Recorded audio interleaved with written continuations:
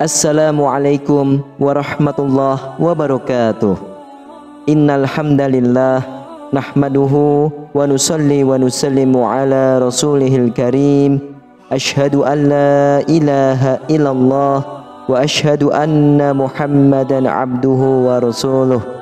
Allahumma salli ala sayyidina Muhammad wa ala ali sayyidina Muhammad. Amma ba'd. Sahabat beriman yang dirahmati oleh Allah Subhanahu wa taala, zina merupakan dosa yang sangat besar dan keji. Apalagi perbuatan ini dilakukan oleh orang yang sudah berumah tangga, punya suami atau istri. Dan zina ini tentunya sangat menyakitkan bagi siapa saja yang dikhianati. Bahkan hukum sudah menentukan siapapun yang berzina, apalagi sudah punya suami ataupun istri, maka hukumnya dirajam sampai mati. Betapa pedihnya hukuman zina ini. Untuk itu, tidak bisa dianggap enteng dosa zina tersebut. Dan seandainya pelaku zina tersebut saat ini bebas, tidak dirajam karena negara tidak menerapkan hukum rajam di negara ini. Tapi jangan salah, pelaku zina apakah bisa terbebas dari azab Allah? Tentu tidak. Semua perilaku manusia di muka bumi ini tidak lepas dari pengawasan Allah Subhanahu wa taala. Sahabat beriman, mungkin kita sering menyaksikan akibat dosa zina, seseorang bisa bangkrut usahanya, hutang sulit terbayar, usaha selalu gagal, berdoa terus-terusan tetapi tidak diijabah, jatuh bangun, terus jatuh dan jatuh lagi. Bahkan tidak sedikit akibat dari dosa zina tersebut sampai menurun ke anak cucu dan keturunan seterusnya. Hal tersebut sering kita saksikan atau bahkan mungkin kita sendiri mengalami hal tersebut. Dan tentunya siapapun yang sudah terlanjur terjerumus ke lembah dosa zina, segera lakukan 3 langkah ini untuk meredam azab Allah Subhanahu wa taala. Jangan ditunggu-tunggu, segera lakukan mumpung umur kita masih ada dan kita masih bisa bernafas dengan normal. Dan kita harus ingat, kita punya keturunan, yaitu anak cucu dan seterusnya. Mari kita wariskan amal kebaikan untuk mereka, supaya mereka bisa menjadi anak yang soleh dan soleha, tidak terjerumus ke dalam dosa zina. Sahabat beriman, inilah 3 langkah untuk meredam azab zina. Namun alangkah baiknya para sahabat beriman untuk menyimak terus video ini sampai akhir, agar sahabat bisa mendapatkan informasi yang utuh, supaya tidak gagal faham dan menjadi penambahnya ilmu dan pengetahuan.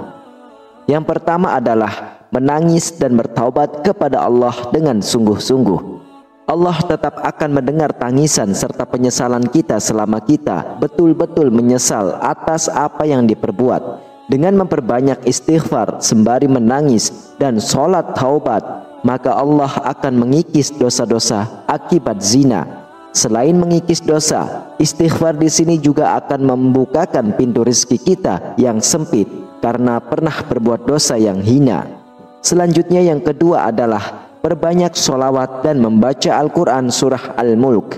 Lakukan kedua amalan ini setiap hari secara istiqomah. Perbanyak sholawat kepada baginda Nabi Sallallahu Alaihi Wasallam, yaitu dengan mengucapkan Allahumma salli ala sayyidina Muhammad wa ala ali sayyidina Muhammad.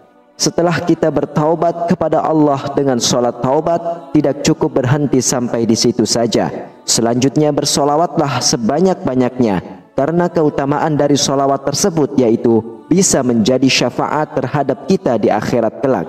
Bahkan orang yang rajin ibadah pun sangat membutuhkan syafaat tersebut. Apalagi kita yang hidupnya banyak dosa, terlebih lagi dosa zina yang sangat keji. Tentunya sholawat ini sebagai langkah penting supaya kita bisa selamat di dunia dan selamat di akhirat. Hadis Nabi menyebutkan, barang siapa bersolawat untukku sekali, maka Allah bersolawat untuknya 10 kali. Barang siapa bersolawat untukku 10 kali, maka Allah bersolawat untuknya 100 kali.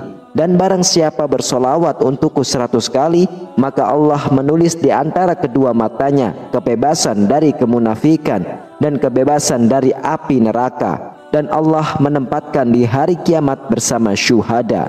Hadis riwayah Imam Muslim.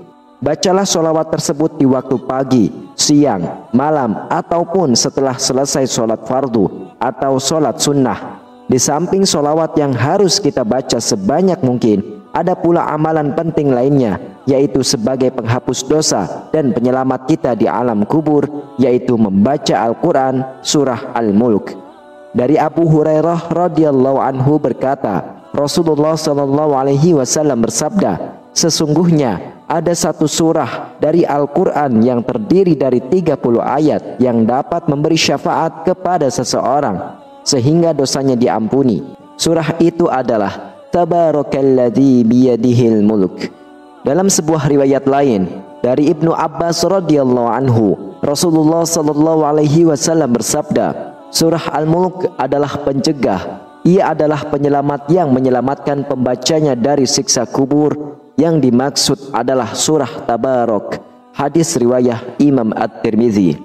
Untuk itu, bacalah surah Al-Mulk ini setiap hari, minimal 1 kali secara istiqomah sampai akhir hayat. Insya Allah, sebesar apapun dosa zina yang kita lakukan dan juga dosa-dosa kita yang lainnya bisa diampuni oleh Allah dan kita bisa selamat di dunia dan selamat di akhirat kelak. Amin. Setelah kita melakukan 2 langkah tersebut, selanjutnya langkah yang ketiga adalah memperbanyak sedekah.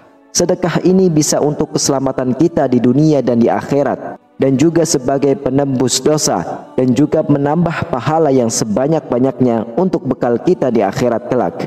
Wallahu a'lam bishawab.